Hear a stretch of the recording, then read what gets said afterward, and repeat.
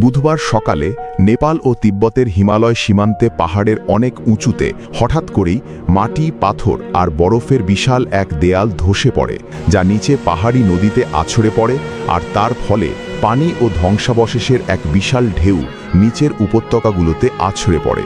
ঠিক যখন এই ধস সীমান্ত পারাপারের চেকপয়েন্ট স্পর্শ করে, সেই মুহূর্তটি ক্যামেরায় ধরা পড়ে। ফুটেজে দেখা যায় মানুষজন খোলা চেকপয়েন্ট ইয়ার্ড দিয়ে দৌড়াচ্ছে, আর এরপরই ফ্রেমটা পুরোপুরি বাদামি হয়ে যায়, কারণ চোখের পলকে মাটি ও বিশালাকার পাথর পুরো রাস্তাটাকে গিলে ফেলে।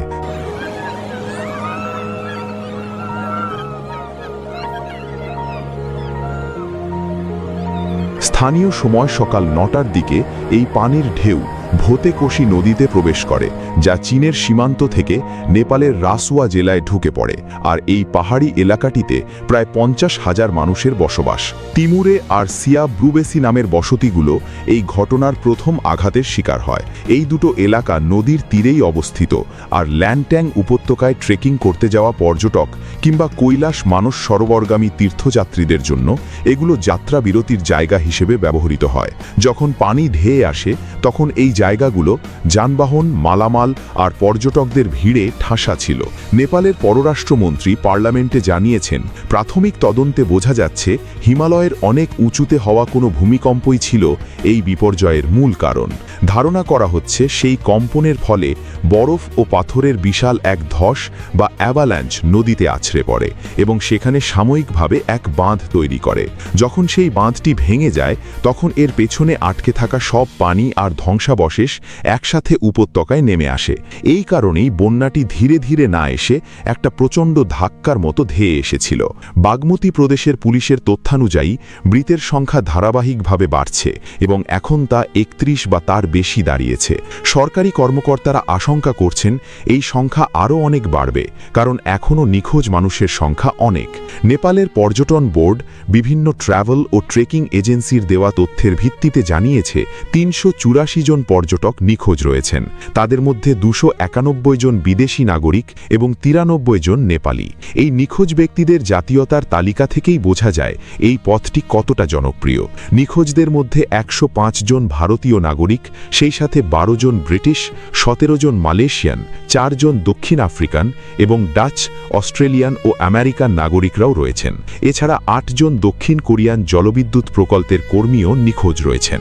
কর্তৃপক্ষ জোর দিয়ে বলছে যে নিখোঁজ তালিকায় যাদের নাম রয়েছে তাদের অনেকেই হয়তো কেবল যোগাযোগের বাইরে আছেন, কারণ এলাকাটিতে ফোন ও ইন্টারনেট পরিষেবা পুরোপুরি ধ্বংস হয়ে গেছে।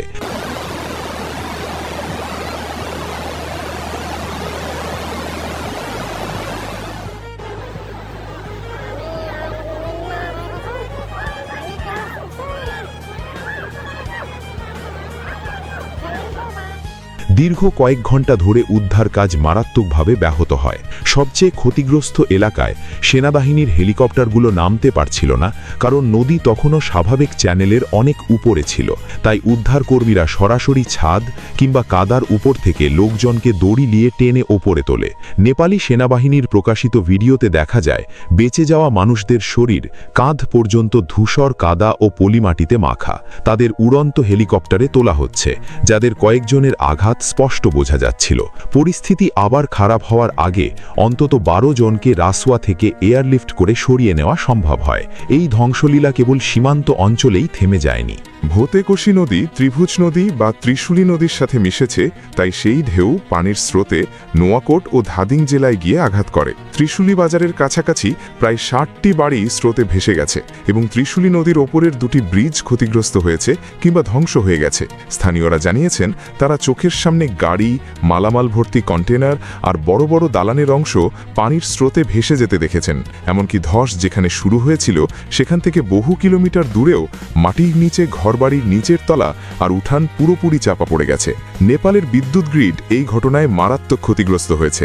জ্বালানি মন্ত্রণালয় জানিয়েছে প্রায় ৪৩০ মেগাওয়াট বিদ্যুৎ উৎপাদন ক্ষমতা বন্ধ হয়ে গেছে, যার বেশিরভাগই ছিল জলবিদ্যুৎ। এটি দেশটির মোট প্রায় ৩.২ গিগাওয়াট বা ৩,২০০ মেগাওয়াট জলবিদ্যুৎ উৎপাদন ক্ষমতার ১২% বেশি। ১১১ মেগাওয়াটের রাসোয়াগাধি প্রকল্পটি সরাসরি এই বন্যার পথে ছিল। আর একই অবস্থা হয়েছে সানজেনখোলা, আপার ত্রিশুলি 3A, চিলিমে এবং দেবীঘাট বিদ্যুৎ কেন্দ্রগুলোর। রাসোয়ার কাস্টমস কমপ্লেক্স, যা চীনের সাথে নেপালের অন্যতম প্রধান বাণিজ্যিক প্রবেশদ্বার, তাও পুরোপুরি তলিয়ে গেছে। চেকপয়েন্টের গাড়ি আর সেখানে রাখা সব মালামাল পানির স্রোতে ভেসে গেছে। উপরের উপত্যকায় ক্ষয়ক্ষতির পরিমাণ এখনও অজানা, আর পাহাড় যেখানে ধসে পড়েছে তার সবচেয়ে কাছের এলাকাগুলোতে উদ্ধারকারী দল পৌঁছানোর পর নিশ্চিত মৃত্যুর সংখ্যা বর্তমানের তুলনায় অনেক বাড়বে বলেই ধারণা করা হচ্ছে।